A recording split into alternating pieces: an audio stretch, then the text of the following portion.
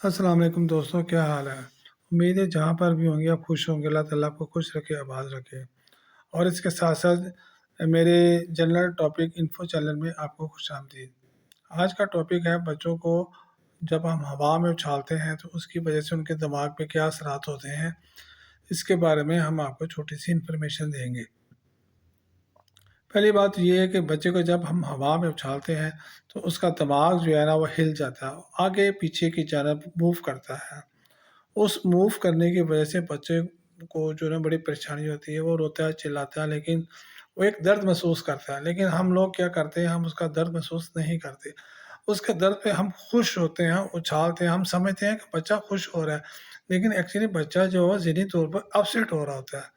اس کے اثرات یا تو فوراً ہوتے ہیں، اور اس کے اچھالنے کے 3-4 مہینے بعد، 6 مہینے بعد بھی آپ کو اثرات اس کے نظر آ سکتے ہیں۔ بچے کے دماغ کے اندر وہ ہلتا ہے، آگے پیچھے ہوتا ہے، اس کی آنکھوں میں پرابلم آ سکتی ہے، اس کے دماغ میں سوزش ہوتی ہے، جس کی وجہ سے اس کا اثر آنکھوں میں آتا ہے۔ آنکھوں میں اس کی بلائنڈنس بھی ہو سکتی ہے، خدا نہ کرے۔ لیکن اس کے باوجود ہم اس باز نہیں آتے۔ ہم لوگ اپنے بچوں کو اس طرح جھولا جھولتے ہیں، زور زور سے دائیں بائیں اوپر نیچے دیتے ہیں، لیکن اس بچے کی حالت کا آپ اندازہ نہیں ہو سکتے۔ ان کی ان کے سوچنے سمجھنے کی صلاحیت میں کمی واقع ہو جاتی ہے۔ جب وہ بڑے ہوتے ہیں، 3-4 سال کے ہوتے ہیں، تو ان کا دماغ کمزور کی جانب ہو جاتا ہے، وہ کمزوری محسوس کرتے ہیں۔ ہم لوگ سمجھتے ہیں پتہ نہیں بچہ کیا ہے، حالانکہ ہم نے اپنے بچے کو خود ہی کمزور کیا ہوتا ہے۔ ماں باپ جب اس کو اچھالتے ہیں، رشتہ دار اس کو اچھالتے ہیں، یا جس کی وہ کیئر ٹیکر جو اس کا بچوں کا رکھوالا ہوتا ہے، اس کی دیکھ بھال کرنے کے ہوتا ہے، وہ بھی اچھالتا ہے، جس کی وجہ سے ان کے دماغ میں سوچے سمجھنے کی صلاحیت میں کمی واقع ہوتی ہے، اور ان کے دماغ میں سوزش ہوتی ہے، بلیڈنگ ہو سکتی ہے۔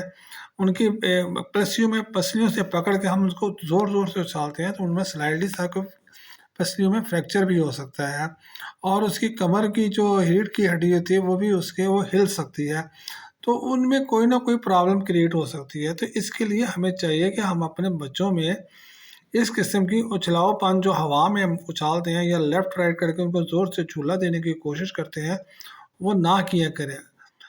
میں نہیں یہی کہتا کہ ہم بچوں سے پیار نہیں کرتے، ہم بھی بہت بچوں سے پیار کرتے ہیں، سارے ماں باپ کرتے ہیں، لیکن اگر یہ ان کو ایسے کرنا ہے تو ذرا پیار سے، احتیاط سے، اچھے سافٹ ہاتھوں سے کریں، تاکہ ان میں کوئی پرابلم نہ آئے۔ بعد میں پھر ڈاکٹروں کے چکر لگتے ہیں اور بڑی پریشانی ہوتی ہے۔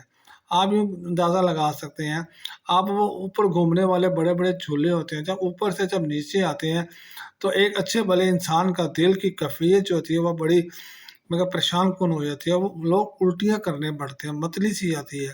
تو آپ اندازہ کریں کہ جب آپ کا یہ چھوٹا بچہ، جس کو آپ ہوا میں زور زور سے کم از کم 3-4 فٹ اونچا اچھالتے ہیں، تو اس کی طبیعت پہ کیسا اثر ہوگا۔ اس کو بھی الٹی آ سکتی ہے، اس کی نیند خراب ہو سکتی ہے، اس کو متلی آ سکتی ہے، اس کو بہت کچھ ہو سکتا ہے۔ پھر ہم لوگ پریشان ہو کے ڈاکٹر میں بھاگیں گے، اور پتہ آپ ڈاکٹروں کے ہمارے فیسیں دینے کے لیے ہمارے پاس جو ہے نا وسائل ہیں تو ہیں، لیکن بہت کم ہو گئے ہیں، کیونکہ ہمارے حالات جو معاشی حالات ہیں وہ بڑے خراب ہوتے جا رہے ہیں۔